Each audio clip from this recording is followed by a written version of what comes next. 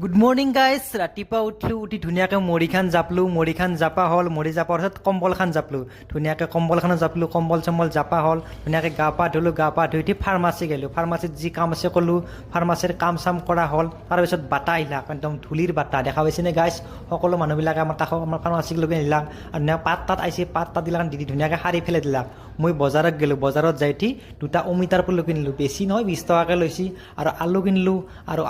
বজাৰত অপূৰ্বতাক লাগাল বোলো অপূৰ্বতাই কিবা কিবি বস্তু ল'লাক দেখা পাইছেনে এইটো অপূৰ্বতাই আলু ল'লাক আৰু আজি আমাৰ মাছ শ্ৰাদ্ধ আছে মই ঘৰত গ'লোঁ ঘৰত যে মাছ শ্ৰাদ্ধৰ কাৰণে ধুনীয়াকৈ ব্ৰাহ্মণ আছে ব্ৰাহ্মণে কৰ্মখিনি ধুনীয়াকৈ কৰি আছে আৰু এতিয়া আমাৰ মাছ ছবিটো আপোনালোকক দেখাই দিলোঁ আৰু মায়ে আমাক এৰি যোৱা প্ৰায় যে 13 বছৰেই হ'ল দেখা পাইছেনে গাইজ আজি বাৰ্ষিক মানে হীৰা আছে কৰ্ম আছে ধুনীয়া কৰ্মখিনি কৰি আছোঁ ব্ৰাহ্মণে আই ধুনীয়াকৈ কৰ্মখিনি কৰি আছে ন ময়ো কৰ্মখিনি কৰি আছোঁ আগে পিছে দাদাই কৰে এইটোৱে মিনি ব্লগ ভিডিঅ'টো সম্পূৰ্ণ কৰি চৰ্বে ধন্যবাদ।